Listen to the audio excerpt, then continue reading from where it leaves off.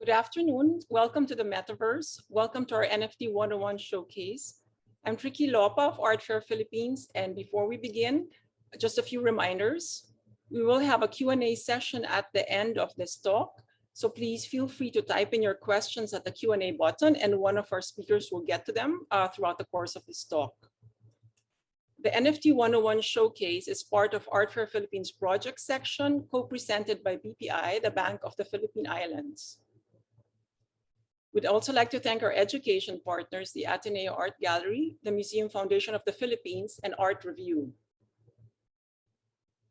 This afternoon, we have a very special conversation about a gallery's shift from, well, not shift, a gallery being able to traverse both the traditional art world and the digital art world. And it's of course led by one of contemporary art's most forward-thinking personalities and somebody who I follow extensively on Instagram. And this conversation will be led by Chris Fussner, who is the curator of our NFT 101 showcase. Let me bring in Chris to introduce him to you. Chris is the founder of Tropical Futures Institute, a multidisciplinary think tank based in Cebu, Southern Philippines. And he has been our go-to resource person for the Fair's project section. Welcome, Chris, and I would leave you to take over and speak to our guests this afternoon. All right. Thanks, Ricky. Hey, everyone, just a quick introduction about myself and a word about the section before I have the pleasure of introducing Johann and Manuel Rossner. So I'm Chris of Tropical Futures Institute. We're a multidisciplinary think tank and studio engaging in cultural production and research related to things like residencies, parties, art and design shows, as well as representing artists at fairs around the world. And most recently, we've started to do some curation, co-creating a show at the National Gallery of Singapore earlier this year. And as of right now, honored to co-curate the NFT section for Art Fair Philippines. So this all started several months ago when Tricky DM'd my trollish Instagram name, DJ Blockchain Algorithms. And that led me to rope in two other co-creators, Colin and Gabby, who I was stalking on a crypto PH chat in Discord. And that basically led, Zoom calls and private messages led us to this moment. So my crypto journey started in 2014, researching decentralized mesh networks, which then led me to Bitcoin several years later. So I'm happy to be finally combining my cultural practice with my interest in crypto. And my participation in the NFT space has been more of a translator and macro ecosystem participant, observing and engaging in art, design, finance, and gaming. And just a word about the program. The objective of this program is to introduce as many different voices surrounding the NFT and crypto art space for us to get a better understanding of this nascent technology that has taken our world by storm.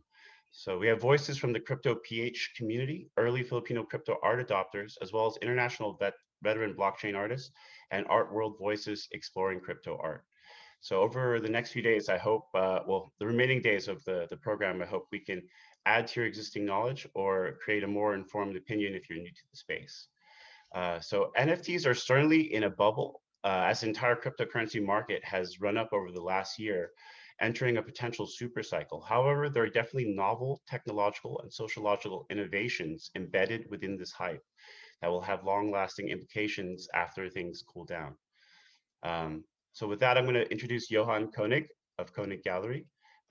Johann König is an entrepreneur and art mediator. In 2002, he founded König Galerie for contemporary art in Berlin, which represents over 40 artists and focuses on interdisciplinary, concept-oriented, and space-based approaches that find expression in a variety of media. Since 2015, hey Johann, since 2015, König Galerie is located in the former church St. Agnes in Berlin-Kreuzberg. In 2017, König opened König London in a former underground car park in London. Until the end of 2020, König Tokyo showed exhibitions in the MCM House in Ginza. In April 2021, the virtual gallery space was launched with the aim to create experiences online. König Digital presents digital solo shows by new media artists such as Manuel Rossner, who we have the pleasure of speaking with today, and Thomas Webb. In June 2020, Mess in St. Agnes was held for the first time, offering more than 200 artworks for the primary and secondary market. And in March 2021, König Gallery held its first NFT auction as part of a group show, The Artist is Online, which was on view at König in Decentraland, a virtual world in the blockchain. And with us also, we have Manuel Rossner, artist that lives and works in Berlin. So since 2012, Rossner has been designing digital spaces and virtual worlds in which he investigates the effects of technological developments on society and art. He builds interactive architecture with digital materials that is spatial intervention and visual extension. Rossner deals with the future of exhibitions in the digital world. In 2017, he designed a digital extension for the NRW Forum Düsseldorf and curated the VR exhibition Unreal together with Elaine Biber and among others, Tabitha Rezer. In 2019, designed the virtual gallery building Cube for Rohrs and Boch Gallery in Zurich. And as of recently, he's responsible for designing König Gallerie's St. Agnes space in Decentraland. So today, Johann and Manuel will be building some context and insights on König's decision to enter the metaverse and continue their show, The Artist Is Online in Decentraland with the NFT auction. So yeah, take it away, Johann and Manuel. Hello, nice to meet everyone. Thanks for having us. Johann, maybe a few words about St. Agnes and the gallery. We can see it now. It's yeah, absolutely. Yeah, thank you better. so much for this great introduction. And I brought Manuel with me, who's an expert on the field and sort of the first artist of the gallery who's working interdisciplinary with the digital realm and the physical one. And the whole project started about a little more than a year ago when we launched our app, which was available through the App Store and same for Android devices. So the idea was to add another gallery space to the spaces. So we understand our role as art dealers and gallerists as providing space for artists. So provide room and space and possibilities to the artists we work with. If it's a brick and mortar space like the church building you see behind me here, or if it's a former car park in London, or if it's a podcast or a magazine. And so then we thought if we provide a digital space, we should try to aim for digital work, which is specifically made for that space and not bringing analog world as a replica to the digital. And Manuel was the artist to the first exhibition. He will show us later. And interestingly enough, from the app, it moved to Decentraland about a year later with the rise of the possibility to, so when we did the first project, we didn't really think of a market. And alongside came the development of the technology was there before, but the attention raised, and now we run these two possibilities, and the Decentraland Gallery is a virtual gallery on a virtual land which runs on the Ethereum blockchain. And yeah, maybe it's a good point to give over to you, Manuel, and you deep dive into it. Yeah, thank you. Wonderful. Maybe, yeah, dive right into it and share my screen if it's possible. Yo. So, here maybe as a first view, this is the gallery in Decentraland. However, maybe we talk about a bit about the context before. So we already heard about the gallery that Johann founded in 2002. So we already saw it in the background in his video, and yeah, also the story of it. What's maybe important is that it's a 1960s building by the architect Werner Düttmann, and it was a church in the beginning. And then Johann took over and turned it into a gallery together with the architect Arno Brandelhuber. And then, yeah, 2020, we launched the app König Galerie, and from the outside, I turned the gallery building I gave it this extension that you can see on the left-hand side, this blue bubbles that extend the building that you can also walk into. We will see that later. And then this year, like a month ago, or a bit more already, we moved the gallery also to Decentraland. About surprisingly, this rather works. It's the digital solo show Johann talked about. I started or launched together with the gallery and curators Johann and Annika Meyer, where you were able to experience the space in a totally new way. So I was invited to do virtual reality piece for the church tower of St. Agnes. And then already before COVID hit, I thought about turning it into an app because it's way more accessible for people from all over the world. So they don't have to come to Berlin to see the exhibition, but they can just download an app and walk through it. I was inspired by the show American Gladiators, who has this kind of challenging environment for people to experience the space and also to compete against each other. But here I really turned it into an exhibition that also relates a lot to painting and sculpture. I think I can show you. Let me try. Sometimes, oops, there might be books. So I might have to show a video. So here again, you can see the outside of the building, and when you're jumping in, the app is still available. You can download it for Android for this exhibition or for iOS, and there's even more exhibitions. So you turn into this little guy. I hope you can see my screen well. And then you can walk through the exhibition. And I'm really interested in the differences between physical and virtual spaces. So here, for example, you can throw a sculpture, which is of course not possible at the physical König Galerie, or it's possible, but it won't return to normal after 5 seconds, like the script that I wrote for this one did. And here you can also see painting by myself, which, yeah, it hovers a bit between painting and sculpture. And then there's this challenging path that you take through the exhibition. So for non-gamers, in the beginning, it's sometimes a bit difficult and you can also fall down. But that's also the idea of the exhibition, right? Because if it's a game and it's not challenging, it also kind of misses the point.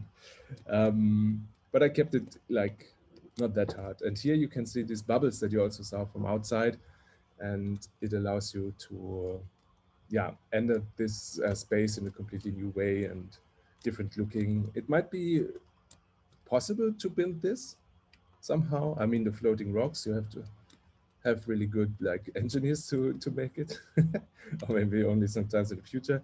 But of course, also the question is, to what extent does it make sense to build such a thing? Because it's really thought of as this new kind of space that you experience through the app, or even in virtual reality, it's also available. So that's an even more immersive experience.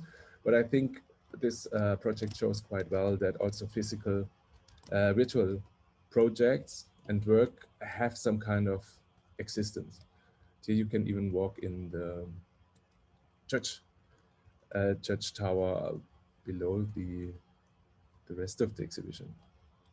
So then, oops. Here you can see these two artworks together, like on the right one, the one we saw in the digital realm a second ago, but then there's also the physical one on the left hand, which is produced right after the same CNC or AutoCAD data. So it's super precise representation. I mean, the pieces are a bit different, that's why they look a bit different. also in size, but this one also has a virtual model that exactly fits to it. And then because I draw my lines in the virtual space, they turn into volumes that are somewhere between painting and sculpture. I still didn't really define it for myself if it's a sculpture or painting, but of course it relates to art history with the rectangle form, which is a classic portraiture format, and also of course abstract painting with very strong colors. But I also am interested in the reflections, because they really, so like the bright lights you can see here, they are from physical St. Agnes light, and those ones here are from virtual light in virtual St. Agnes. So that's also important for me. And then for Decentraland, the 3D model that you saw earlier is inside the app, but we also are able to do more things with it. And then we saw the virtual world called Decentraland. It's based on the blockchain, which means that there are 90,000 parcels that people can own. And they are, the ownership is registered as an NFT, like a smart contract on the blockchain, Ethereum blockchain. They have their own currency inside of Decentraland. And we were lucky to meet Shahin Tabassi, who is our landlord, and offered us his land for building our gallery there. So we started the first exhibition. The artist is online inside Decentraland. What was the opening day? In April. And so the idea is really to present digital art in a digital environment. So for myself, I'm working with digital technologies, and that's my main medium since about 10 years. And I'm really happy that Johann and Annika Maya took the opportunity to give the possibility to show work in this first time in the digital gallery to like genuine early 3D artists, or not 3D artists, but digital artists that are working with the tools and the constraints and the possibilities of those spaces. So I reinterpreted the Werner Duttmann building that we saw in Johann's video before, but also in the pictures and in the app. And I adopted it to this virtual space. Here you already can see a sculpture that I also did with virtual painting in the virtual realm. And so you were able to run to the top of the bell tower, which of course is not possible in a physical Berlin gallery, because it would be super dangerous, because also people are falling down all the time, because again, it's a challenge. So now I jump back into this Decentraland space. So there's a few interesting things happening there, because it's based on the blockchain. As I said, you have neighbors, and they also can do what they want. So their galleries were definitely smaller when we moved here. So I think we made quite an impact on the area. Just to show you, this is kind of the map of Decentraland. This is our parcel here, 36,101, and you can also join here with the address, with this URL. And you need a blockchain wallet, or you need to register by email, which auto creates one for you. And then, yeah, you can run around Decentraland, which is super interesting. Also next to us, there's this small, what is it? The museum district is here, but this is maybe a platform district with Maker's Place, Nona Richan, and Super Rare, and others. But let's dive into our little realm here. Ooh. Yeah, so here you can see the gallery. Sometimes it's loading a bit slow because the browser sometimes has a hard time to load all the things. One more thing, I will soon show you a video of the first exhibition, because right now we're in between two exhibitions. So we are preparing the next one, and right now the gallery therefore is empty. But if you've been to Berlin already, you will recognize the space very well. There's a little entrance counter because we also had staff during opening hours. And then maybe to make the link. So this here is the same door that I was walking through. Here it's closed because there's nothing downstairs. And here you enter the same staircase. So you can switch between first person and third person mode. I also am wearing a sweater that I got in an event. So the cool thing about this one, and this is the amazing nave of St. Agnes, which is really a beautiful space, and the lighting. I mean, I kind of modified the building for the central end, but the architecture done before by Arno Brandelhuber and Werner Dittmann is really an artwork. I mean, it's amazing. It is so overwhelming if you're in here. But also it's super good for the virtual space somehow. There were people entering the exhibition asking, what is this? They didn't know that it's even a gallery or that it physically exists, but they are still impressed by the building. And I still am, even after like working with it for 1.5 years or something. And also, yeah, the conditions are really perfect for showing art in here. Maybe I can show you the video of the opening right now. So here it's of course a bit more crowded. I didn't have this sweater yet because the event was later. It was a Atari Casino Lounge event where I got it.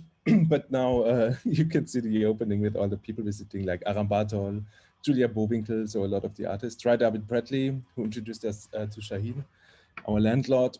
And he also has a really nice piece in there. In the background, you saw Kenny Schachter piece that was part of the show. Here, Jonas Lund in front of his artwork. That's pretty cool. So we were able to meet in this virtual space.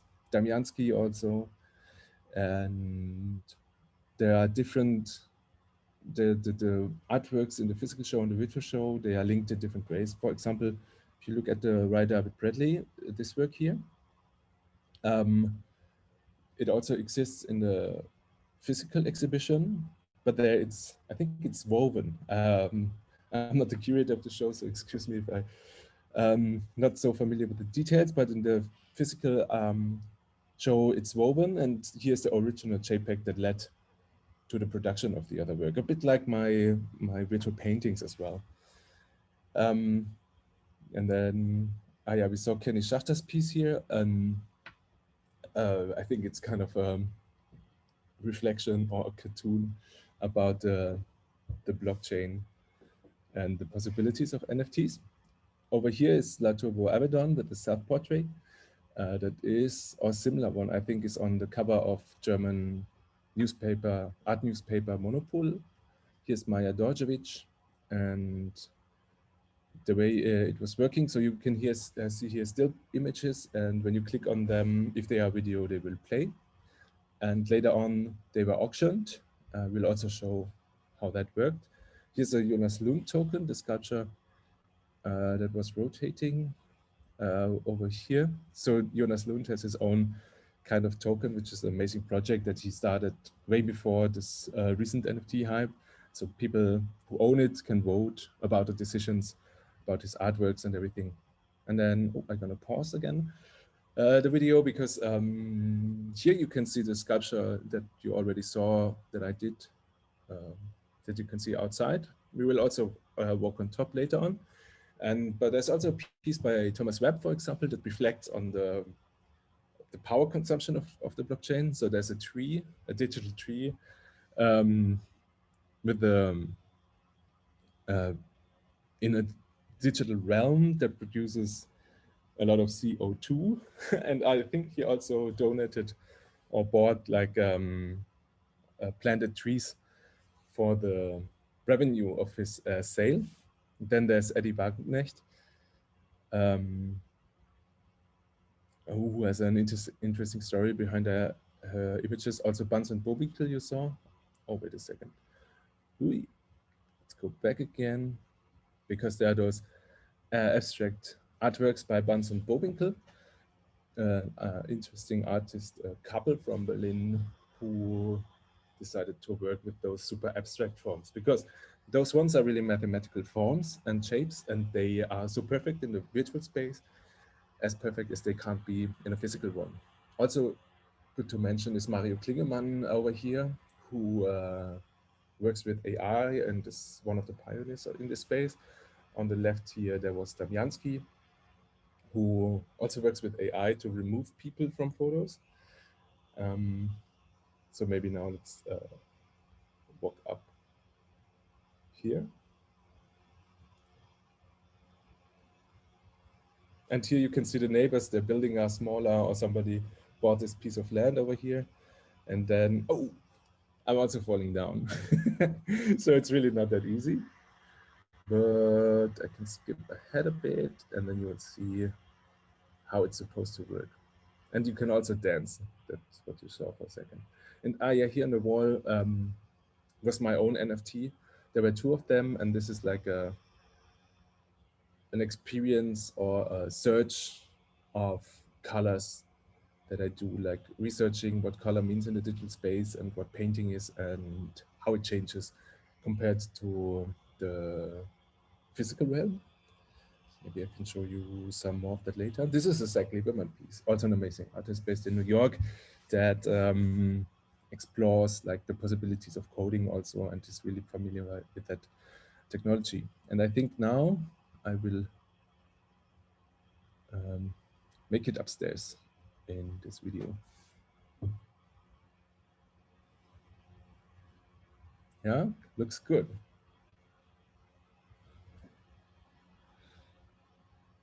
And then you can see that the central land is quite big. Over there is the conference center, which is quite empty at the moment, unfortunately.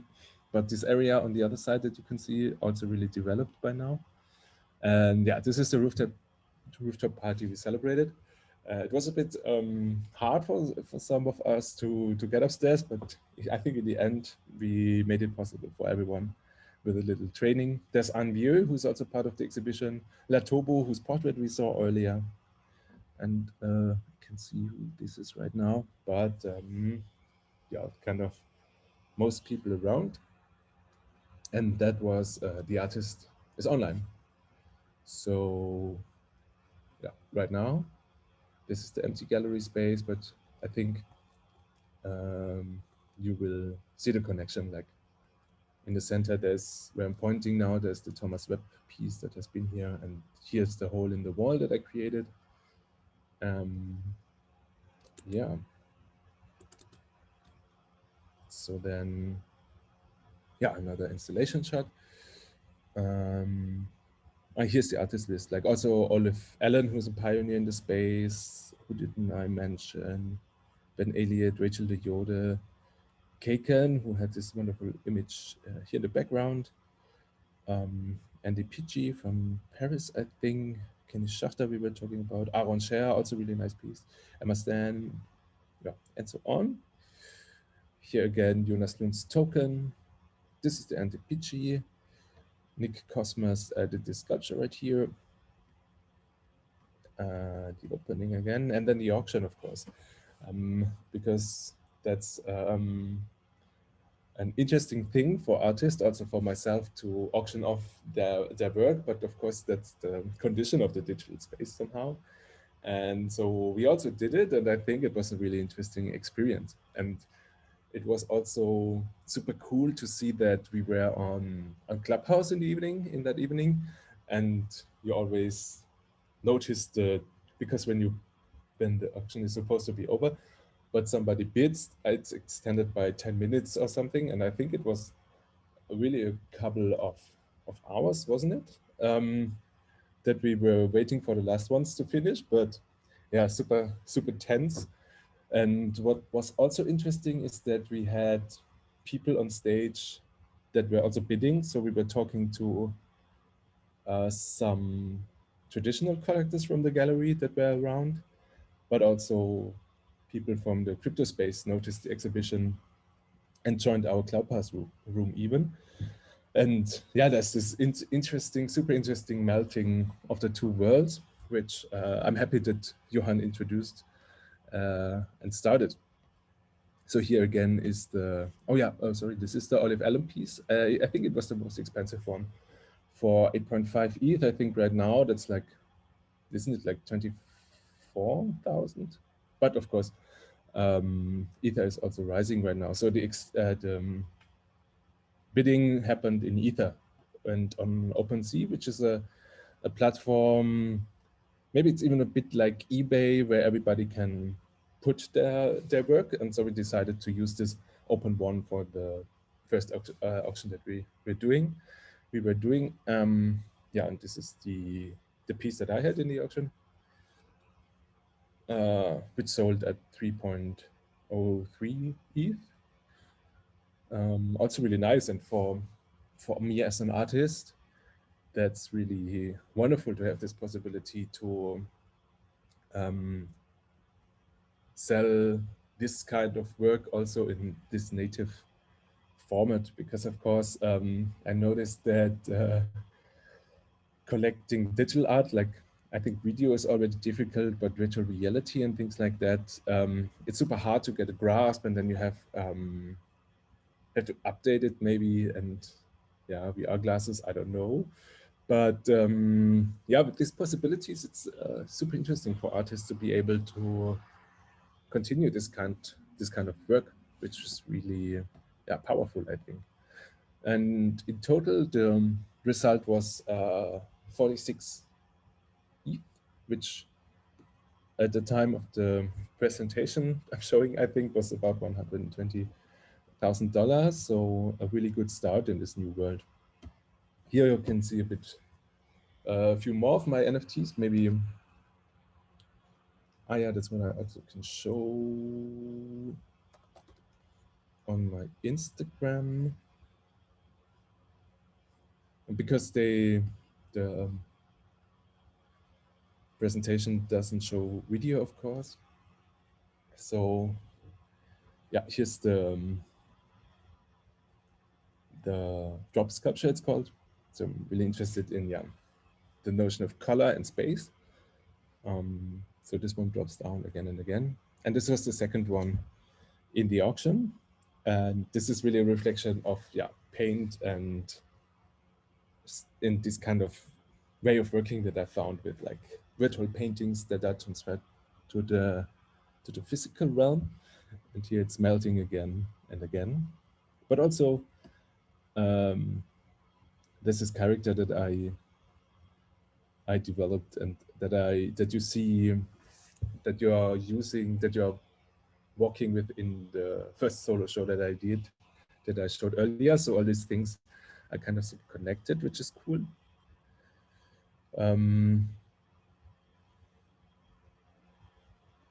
Bouncy sculpture number 3. And all those works are also available at the gallery. And here you can see this picture we saw before, also this one. But yeah, here you can also see it in the gallery, in a TV. We were on TV at Titelthesen Temperamente, which was amazing. Here another couple of views from the exhibition. This one we saw already. And this is my most recent video that I posted, because I will be part of a show at Hamburger Kunsthalle, which is super interesting. I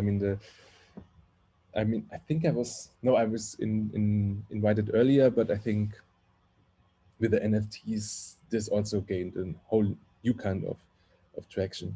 This one is really with like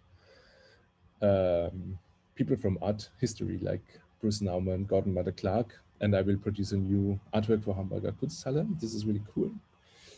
And to go back to the presentation, maybe, yeah, here just some of the press, because yeah, this is really one of the largest newspapers in Germany, Welt am Sonntag. They made a nice article, Weltkunst, Tagesspiegel, multiple TV appearances.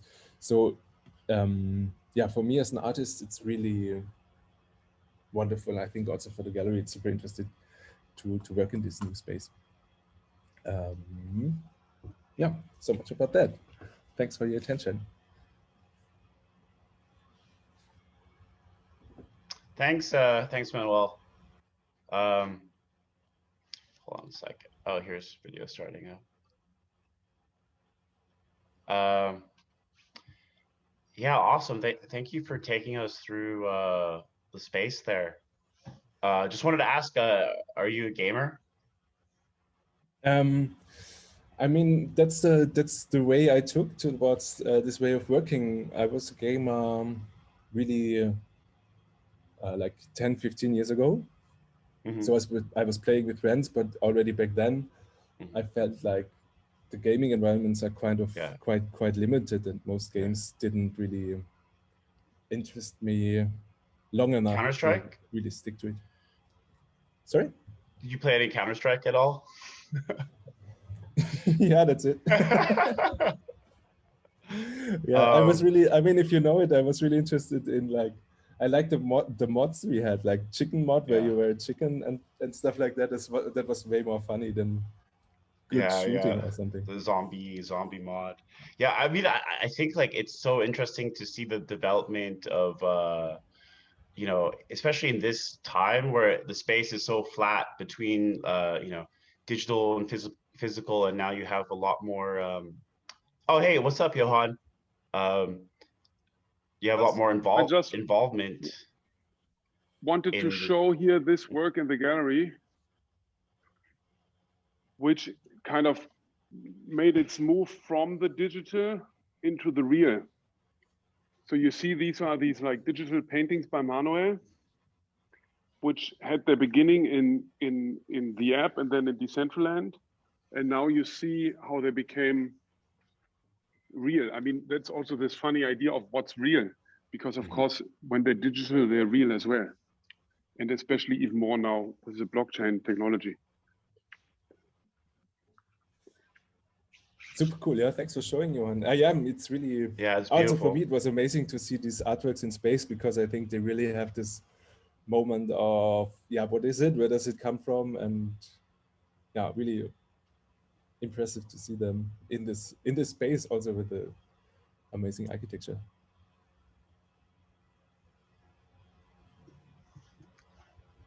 So how do you see your practice developing? Like, like in this present time, do you see continued integration between like gaming, art, digital space? You know, like, is that something you see developing further as more than just a trend, but more of just a general practice in the cultural space?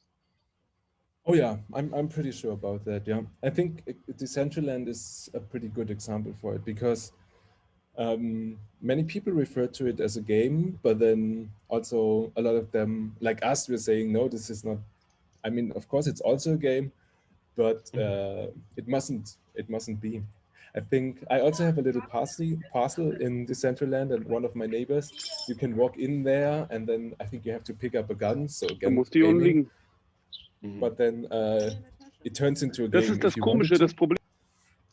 But you can also use it in another way, and the possibilities are endless. And I also think that, as you can see with my pieces, a lot of artists also use those technology and then produce a physical piece with it. And I'm also kind of like, yeah, but why?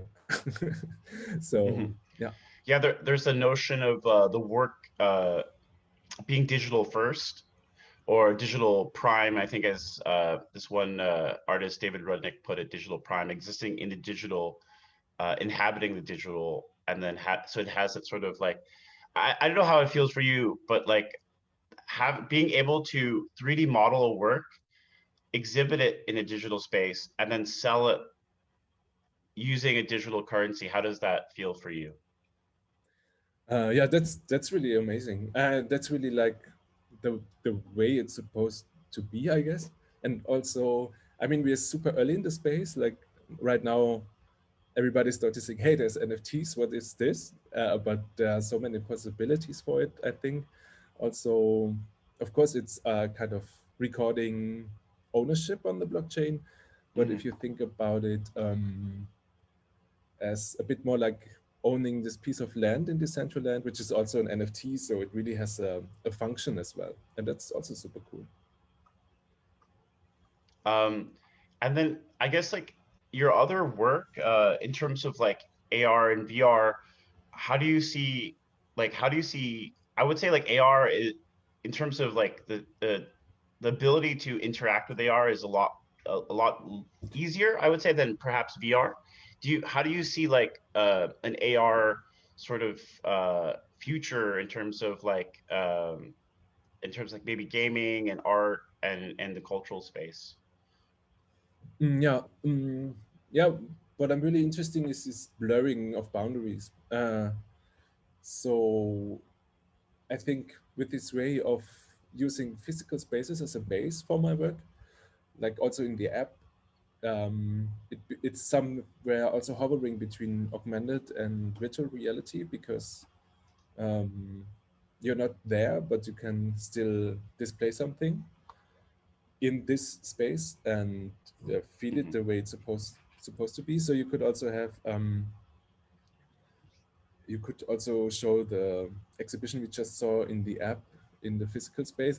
So I think these things are really coming so close together that you just use them the way you're most comfortable with. So if you're not in Berlin, you might use the app. If you're in St. Agnes, you might use upcoming augmented reality goggles, because of course the smartphone is still kind of a small kind of window into that world, but also that will change. And then all of this together with NFTs is, yeah, I don't know, so many possibilities, overwhelming.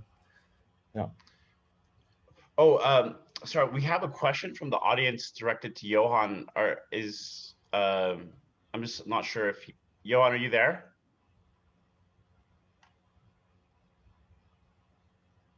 Well, anyways, I guess like the thing that, oh, hey, Johann. So the question is, it's very early for physical galleries to get involved in a larger way with NFTs.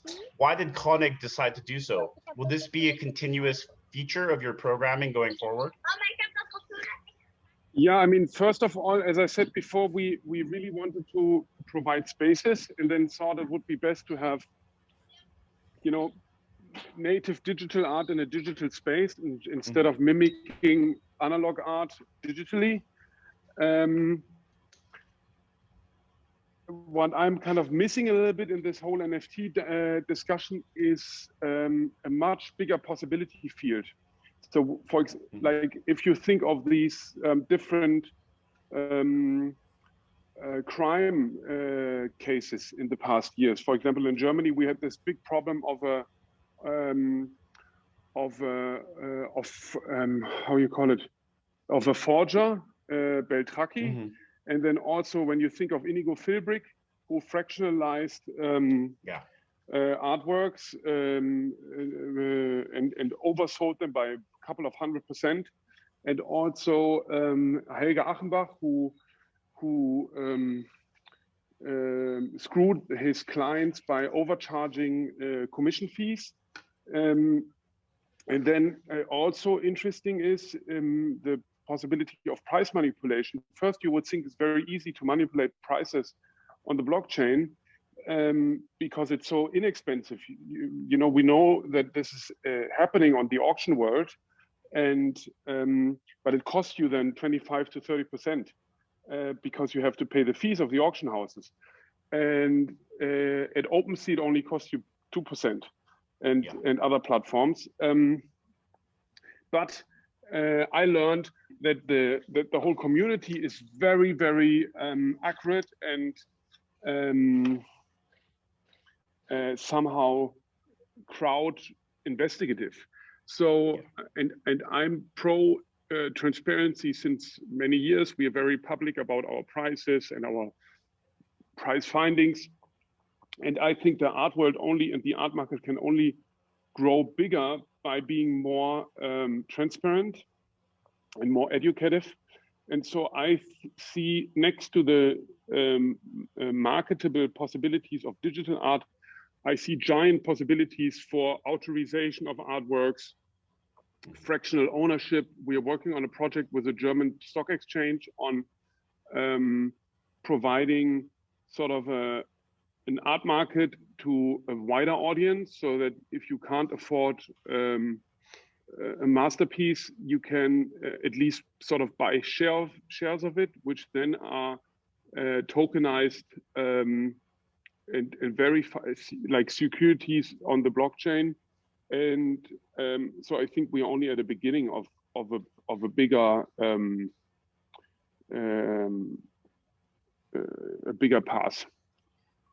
That sounds awesome. I mean, regarding the fractionalized ownership, so I mean, I'm part of several DAOs, and is that something, you know, there'll be a König DAO or like a König collection that I could potentially be, you know, a fractional owner of that sort of group of collection? Or is that something you're thinking of doing, like in terms of having that, you know, the similarity to the crypto art space, where you have these people just coming together trustlessly and pooling Ethereum and then just buying artworks together and then having like a partial ownership of that collection? Is that something similar that König might explore?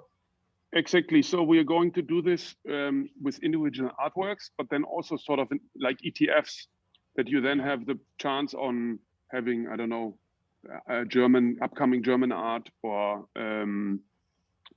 post-war, or more like subjective selections of people you trust and follow your taste. But I think that's a second step. Interestingly enough, technically it's all possible, but you need to run through, it needs to be authorized from the BaFin, which is the German equivalent to the SEC. And these are quite complex dynamics, and we're in the middle of this right now. Yeah, I mean, a lot of it happening in the crypto space is just sort of happening without any sort of regulatory framework. So yeah, to do that exactly, in real life, and what we learned, and this was also the main reason for doing this, we learned how. So we are working on the possibility to receive fiat payments, which means credit card, debit, wire, PayPal, because at this point it's kind of two worlds, you know. I mean, there are people investing in Ethereum or Bitcoin, but they buy and they don't act, you know. So and then you have the other world, which is almost like exclusively acting in the crypto world.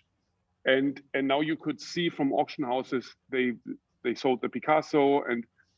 But for us, it's not so much about getting access to the crypto community because we want after their money. It's more about developing, you know, we are more, that's why we also we did more careful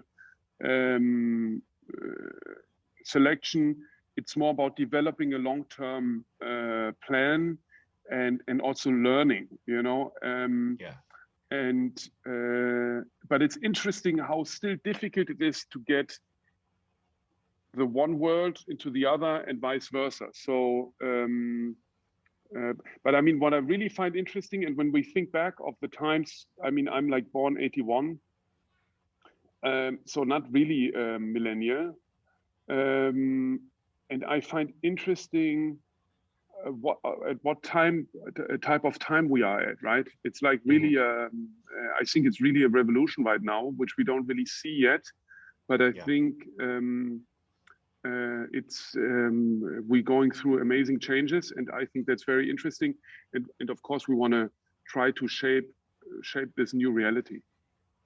Yeah, I think also what you're speaking to is the generational shift, perhaps, in the collector base. Is that something you're witnessing? And I think that's something I'm noticing with the crypto community, is that they're early adopters, since they're digital natives.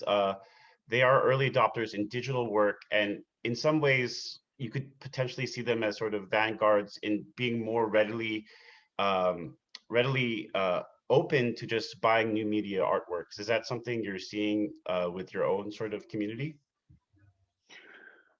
What I find interesting is that I also can understand the critique on it, you know, because it really makes art to an asset purely.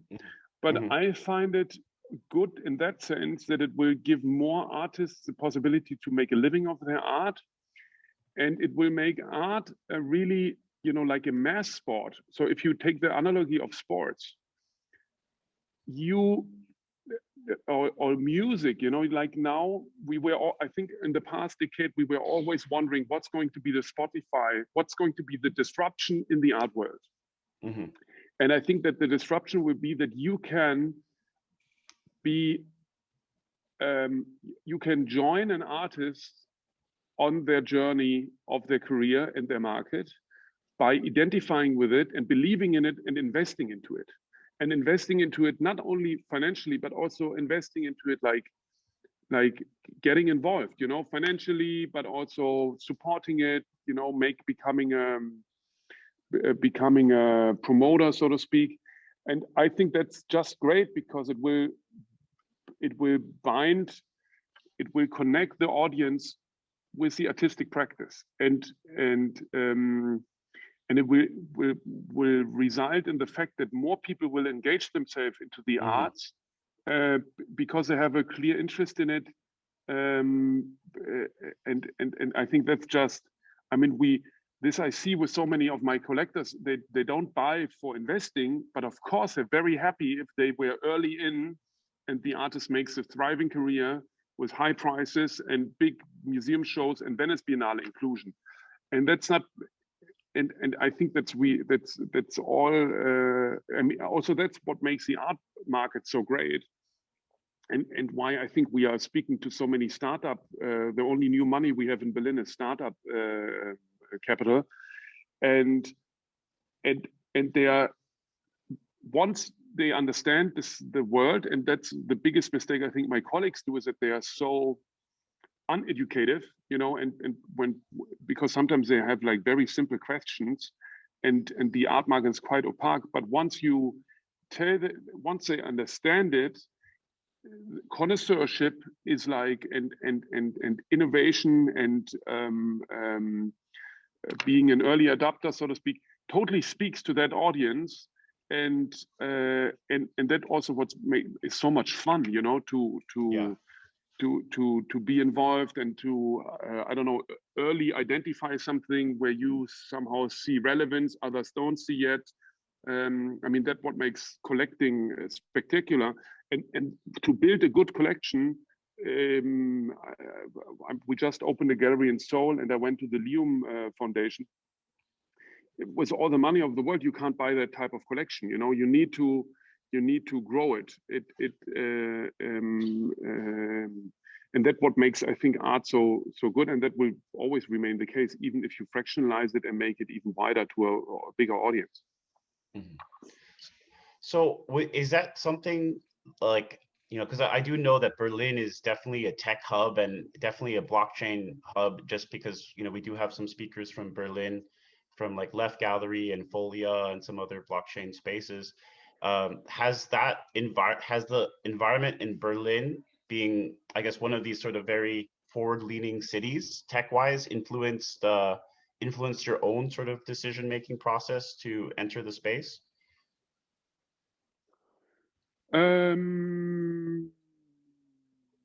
I think there came more things coincidentally together than it's interesting. I know how relevant the whole blockchain movement is here in Berlin, but I don't have the feeling it's more recognized internationally than in Berlin itself. Mm-hmm. Got it. So yeah. And then I guess as like an art mediator and, you know, founder of a contemporary gallery, like how important is it to like lean into the future in regards to, as you're mentioning earlier, being an early adopter, is this, I mean, I guess it's always been part of your practice to, you know, have the foresight, but how do you balance like sort of being too early in terms of like going in with the technological innovation, or just sort of timing at the right time, or like, you know, perhaps you want to go in early because you want to help grow the space. So I guess the question is like how do you sort of I guess balance leading too much into the future, or like, you know, in terms of like the sort of economics of being an innovator in that sort of direction? I mean, it's always following the clear goal and my sort of purpose to provide space for artists. And so I'm not throwing over the analog presentation or art fairs entirely. It's always to see what do I need to provide to the artists I'm working with, and how to stay lean and open to new developments, but always with a certain swag and fun. You know, it doesn't really. It's no point in always running after the new hype. And also, I think very important is not to it's not really about opening new markets so much. Also, because it's also our purpose to make a living for the artists we work with, and raise funds to create projects we're working on. But it's not it's not the main purpose to grow profits or turnover. Money is an asset to realize projects. No, got that. The other thing I think that we've all been witnessing, and Manuel, you can also speak to this, is just that how amazing has it been for 2020 and 2021 with the amount of new media work being sold in the last 18 months. Like, what are you guys' thoughts on that sort of development? For a lot of my friends, it's been a huge breakthrough in their own practices, and yeah. Yeah, it's pretty amazing, because I think the digital work, it's part of culture. It's out there, and it exists, and people value it also. But there has also been always been a gap, I think, between what artists have achieved and how they were able to pursue it in terms of also financial stability in a bit. And so, yeah, this shift is really huge, I think. I mean, for example, I had a show just weeks after a solo show in MDBK Leipzig after Yoko Ono, which is like really top, I think. And then, but it never received the same attention and kind of value in that sense. And so this change really maybe also is kind of catching up with those huge numbers. I don't know. And also what I think about often is the way we live with apps like Facebook, Instagram made creatives deliver so much content for free. And maybe that was the wrong way that could be corrected right now a bit. Ja, ich weiß, man kriegt die Schrauben nicht fest, oder? But yeah, so I hope that this disconnect is somehow easing. Well, I think that's the important point here. There's been so much gibberish about like price and stuff, but no one's really talking about the sustainability in terms of like and in terms also the disconnect with the digital, where so many new media and digital artists are expected. You're expected to just present your works on Instagram or whatever platform you may be using. So like, I think that's something that's been a recurring theme for a lot of artists and creatives and people in the space, where there's sort of these sort of glimmers of the future where at least like the participation in supporting artist journey in a digital context is more normalized, which it's will be definitely healthier in terms of a long run. Also, I mean, I guess it's also like, as you're saying, we're so early, and even within the context of new media, we're still early in how this is sort of unfolding. Yeah. But yeah, I really think that we were running with like brakes pulled on, because I mean, when I started, the first project that I did in the space was called Float Gallery. You can still visit it. It's float.gallery. Online exhibition space I started in 2011. And so I saw this development of like super good people doing great work, also super engaged. But then since there was this lack of funding, they dropped out after a while. And this is super sad. Also, the tension is high if you are working as an artist. Of course, I pursue my work. This is the most important thing to me. But still, at some point, most people ask themselves probably, can I continue working on my stuff, or do I have to work on advertisements or whatever, where you see digital work before, which is also like interesting that like people comes from rather from that world. And so filling this gap might also lead to more interesting and possibilities for digital artists to create more engaging world that is not linked to selling products.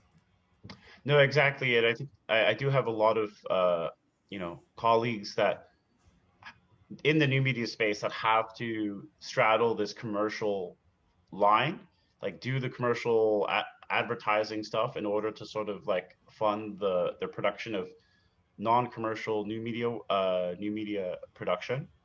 So it's, yeah, I think it's going to be amazing, I think, for creators, and hopefully, you know, I think for the rest of, you know, the digital ecosystem, in terms of even for gamers and other participants on these platforms. Oh, hold on, we have a question from the audience. Johann, are you there still? Well, the question is, how does DAO involvement differ from previous collector groups buying an artwork together with paper certificates? What is the value add of the DAO model?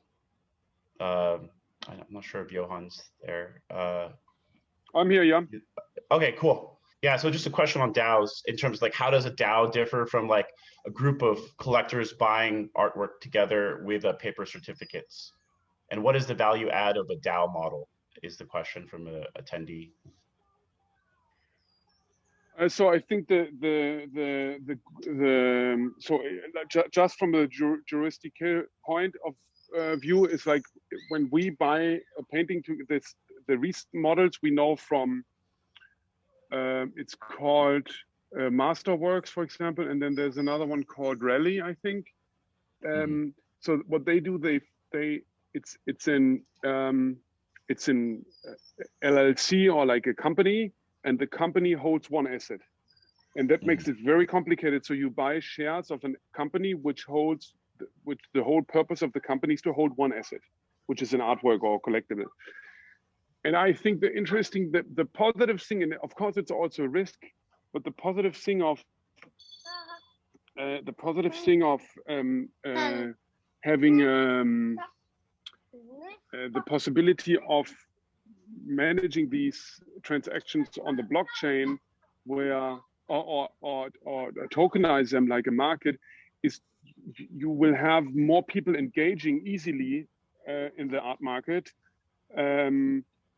which then will lead into more individual independent collectors as well, you know, and will just grow the market. It's like the stock exchange too. It's like you have companies, and once they go to they make an IPO, and not every company is right for an IPO, and I think not every artist is right for an auction, and not every artist is right to be in such a field.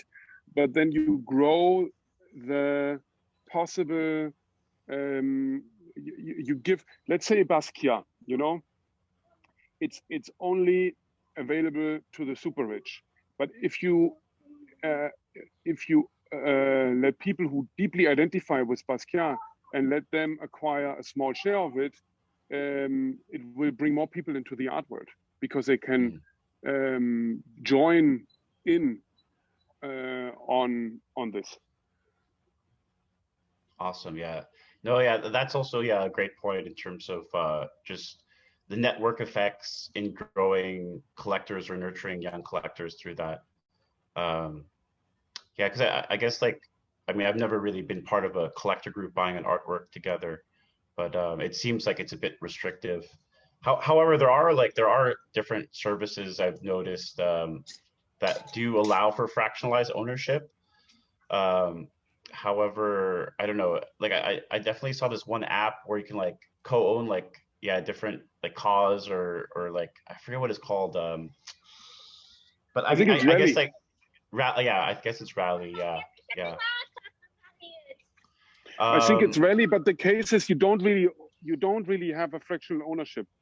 You know, it's like you have a share of the company which owns the item. Yeah. And this creates also costs, you know, because you need to make a tax report, you need a owner, you know, like a shareholder agreement between all the owners, and so it creates high turnover. It creates high overhead costs, and but that's a problem also, you know, because it's that's why it needs to be regulated. And that makes it problematic. So always when A does business with B without knowing each other, it needs to be SEC or BaFin or I don't. I think every country has its own regulation, and that's what makes it complicated. Yeah, so I guess like that's one of the takeaways I'm hearing from you too is like the possibility of like blockchain and some of these situations sort of creating less friction in terms of some of the bureaucratic or regulatory frameworks for at least co-owning certain artworks or a group of artworks. I think yeah, Johann does it very well, but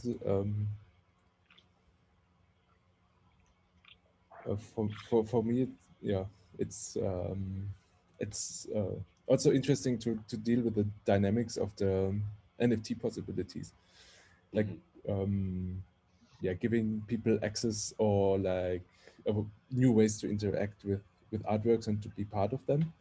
Yeah. Because I mean, of course, as a contemporary digital artist, I have all the tools available to integrate that really into my work instead of focusing on ownership those things. But Johann is really into that topic. I mean, we could create a Rossner DAO and basically, you know. Yeah, that's super interesting. Also, with the interaction with the Decentraland DAO is already like, yeah, funny and yeah. Cool.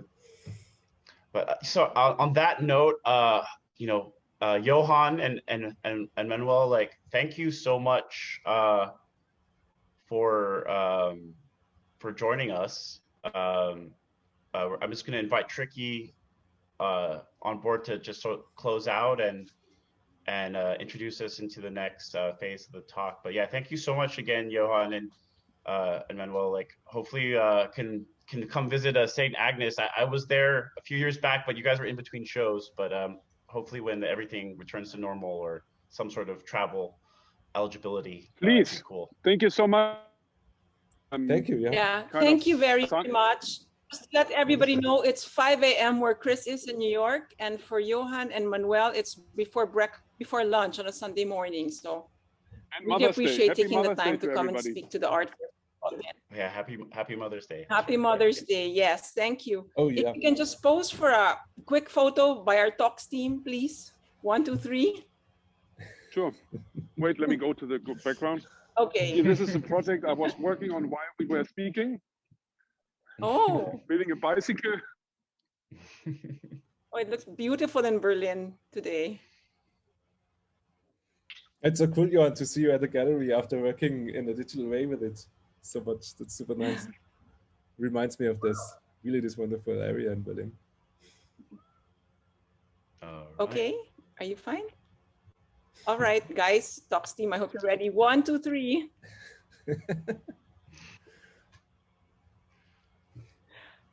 Okay. Thank you very much again, Johann, Manuel, and of course, Chris. We invite everybody to please tune in to the next talk. We're having one right after this at 6 o'clock with Art Review. And the next talk in the NFT 101 showcase is on May 11, Artificial Scarcity with Sam Hart. Thank you. Hi, thank you. Bye-bye. Thank you. Have a good day.